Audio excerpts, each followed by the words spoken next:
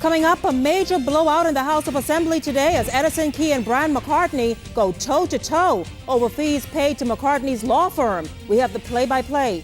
The clash has many of you talking. We share some of what you have to say. Bishop Randy Frazier back in court tomorrow as his unlawful sex trial with an underage girl coming to an end. And what a difference a few months make. R.M. Bailey Senior High set to get a facelift. We're there tonight. It's all coming up right now on the Bahamas Tonight, Thursday, October 20th.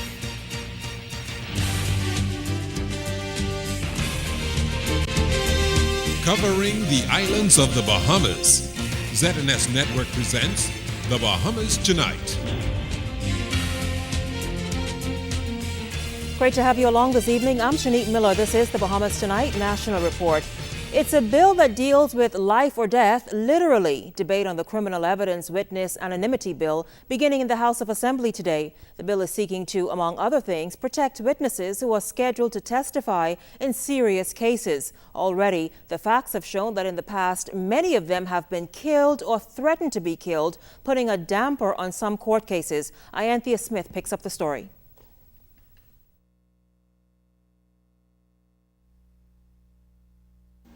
We've heard the story more than once. A witness scheduled to testify in a serious case becomes a murder victim, allegedly killed off by those trying to protect the accused, a situation that many lawmakers say put major spokes in the judicial wheel. But proving the point that they will not tolerate those who seek to intimidate, threaten, or harm witnesses, parliamentarians began debate on the Criminal Evidence Witness Anonymity Bill in the House of Assembly, the 11th and final piece of legislation in their collection of crime bills. Moving the debate was Carmichael MP Desmond Bannister. We all realize the seriousness of these applications and the fact that in these cases where the Attorney General or the Commissioner of Police makes such an application, it will have to be a matter that they consider to be very serious. It will have to be a matter that they consider requires the utmost in confidentiality, and hence the bill provides that no notice of the application for such an order needs to be given to the alleged offender or to his attorneys, and also that the magistrate's court may determine the matter without holding an official hearing. Mr. Speaker, that's to protect witnesses. He explained that the bill gives the court the ability to provide an anonymity order for witnesses involved in most murder, manslaughter, armed robbery, rape, drug, terrorism, and human trafficking offenses, but will only be granted in exceptional cases and as a last resort. If granted, the anonymity order will allow the witness to use an alias, testify via a screen, and have their voice modified. Second in the bill was St. Anne's MP Brent Simonet, who says this is just another tool in judges' arsenal to protect witnesses. You imagine on Rum Key, if all of a sudden John Doe appeared in Rum Key, someone will wonder why he's there. In the States, you can lose someone in millions of people, but a lot of our people, some of the people who we have to put in witness protection, cannot necessarily go to other countries because they're not necessarily entitled to visas. But does the proposed legislation offend the Constitution? Fox Hill MP Fred Mitchell says it does, adding that it also changes the landscape of balance. You are supposed to have to mount your defense everything which the Crown has in its possession so that you know what defense you are to meet. You are supposed to be able to confront your accusers, know who they are, their identity, and be able to mount your defense. That is the usual procedure.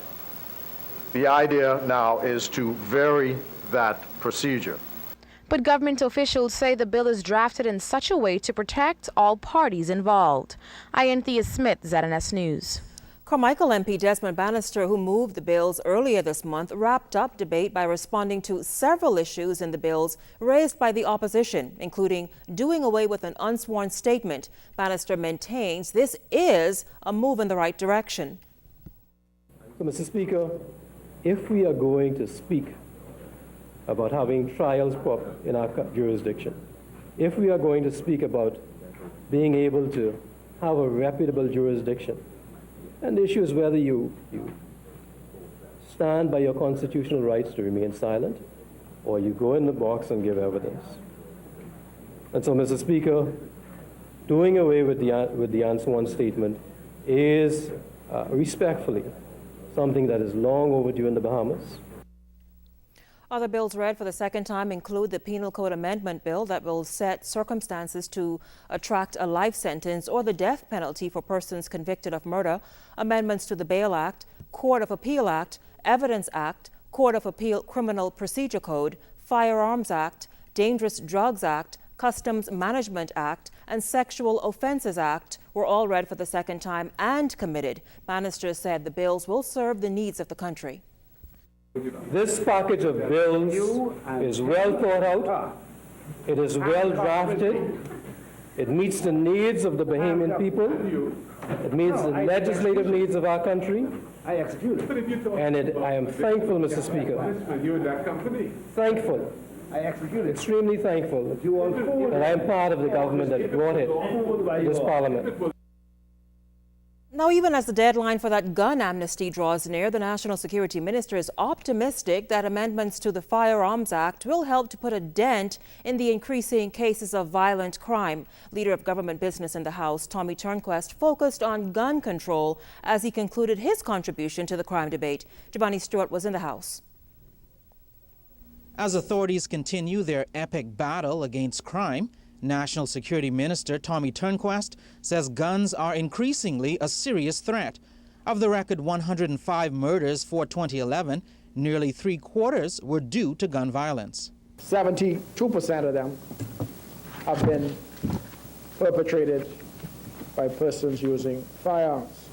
The Bahamas remains a major transshipment point for firearms moving south of the region, and more of those weapons are reportedly staying in the Bahamas, where they are being used to wreak havoc on society. But the police have mounted a strategic response, using special units like Rapid Strike to take an unprecedented 361 firearms and 6,044 live rounds of ammunition off the streets this year. And Rapid Strike has essentially divided the island of New Providence down East Street, and one team goes east of East Street, and the other team goes west of East Street. And essentially, they have had tremendous success. And the government is also using other means, like the new Nassau Street Gun Court, which is also having similar success. The court was established on the 11th of March to the 30th of September 2011. 78 firearm cases have been heard and completed before that court. And they are not stopping there. This fall, the police plan to further intensify the war on guns. Meantime, the government is promising even stiffer penalties for people found in possession of illegal firearms. But it is offering offenders an opportunity to hand in their weapons without charge through a month-long amnesty period. To date, 18 firearms and 3,386 live rounds of ammunition have been turned into the police under the firearms amnesty order. The National Security Minister thanked members of the church for their partnership with this effort. In particular, I wish to thank Reverend Dr. Simeon Hall for his public appeal for persons to turn in illegal weapons. If you or someone you know has a gun or guns and ammunition you want to turn in, time is winding down. You only have until November 3rd to do so. Reporting for ZNS News, I'm Giovanni Stewart. The package of bills was passed in the House late this afternoon. They will now go to the Senate for approval of the upper chamber. Well, things got quite interesting in the House this morning. While debate on the set of crime bills was important and comprehensive, what really grabbed everyone's attention today was the heated exchange between two members of Parliament. A litany of charges, counter-charges and denials between South Abaco MP Edison Key and Bamboo Town MP McCartney. Ianthea Smith was in Parliament for the heated exchange. It started off with a $5,000 check, but now BAIC Executive Chairman Edison Key is claiming that the corporation actually paid out more than $11,000 to Bambootown MP Brandon McCartney's law firm, Halsbury Chambers, for work Mr. Key says never was performed. And today in the House of Assembly, the gloves were off. This here is Brandon McCartney. Let me see what right there. honorable member. No matter what date, Mr. Speaker, the member approached me and Just a minute. Okay. Honorable member. I call shame on you. Shame. The nearly 1 hour exchange between Mr. Key and Mr. McCartney came to a jair-throwing, name-calling, insult-hurling debate Thursday morning over allegations that Mr. McCartney's law firm was paid some $10,000 for legal services. Mr. Key said the firm then issued a third bill for about $1,200 to BAIC. You running scared, eh? You running scared? Honorable member for South Abaco. Yes, thank you, Mr. Speaker. Mr. Speaker, upon my appointment to BAIC, really, prior to the last election. What's the point of order, Mr. Speaker? Sit down. Well, you stand up. What's the point of order? There ain't no way you beat me. You're too light, people. Man, sit down. You've been talking all morning. You don't have no respect for nobody. You have something to say? Well, as you can see, both sides are seemingly out to clear their names on the controversial issue. Mr. McCartney says, quote, the truth is not in Mr. Key, end quote, for alleging that he received the $5,000 retainer fee and the subsequent check dating back to 2007.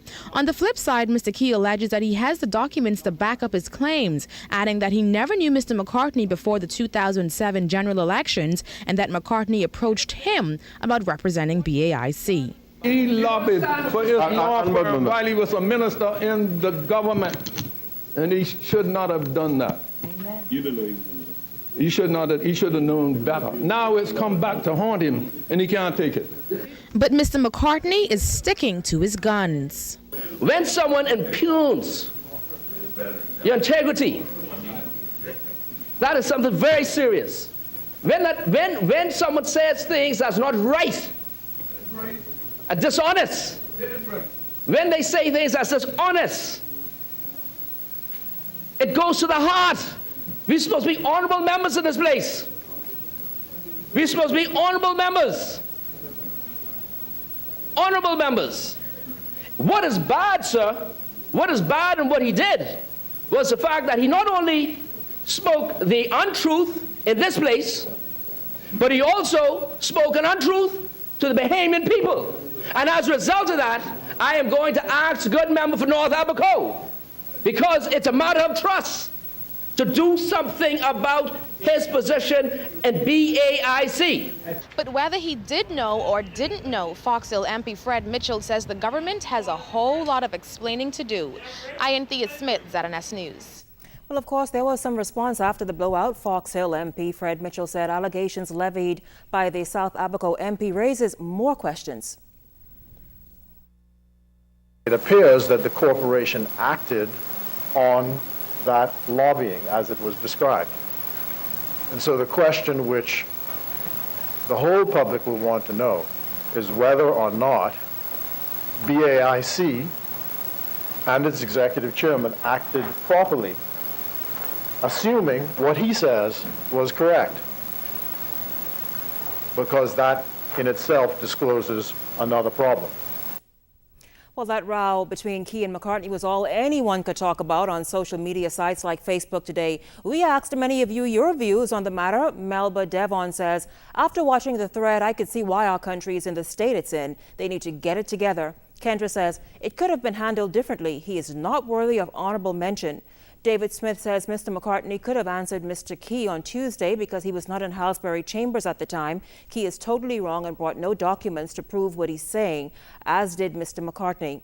Stephen Brown says if Key believes he did not know he was giving money or public money to Brand's law firm, he still broke parliamentary standard and has to resign or be fired. Brand or his law firm accepted the funds. He should resign his post as well.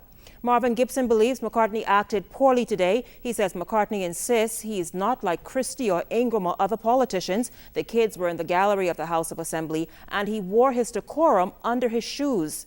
Cherry Johnson says if McCartney produced documents, then Key owes him an apology. We appreciate your comments. Of course, continue to chime in on topical issues as we post them on Facebook. Go to our page, znsnews.com.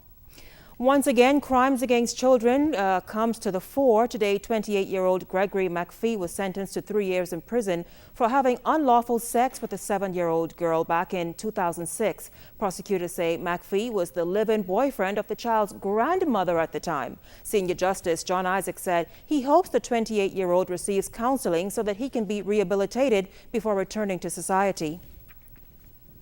Pilgrim Baptist Church Pastor Randy Frazier expected back in court tomorrow, but he will still have to wait a bit longer to find out his fate. That's because both the prosecution and defense are scheduled to make further submissions in Frazier's unlawful sex case. The 50-year-old Frazier is accused of abusing his position of trust by engaging in an unlawful sexual relationship with a 16-year-old girl he was counseling between July of 2005 and February 2006. It's unclear when presiding Deputy Chief Magistrate Carlita Bethel will rule in the case.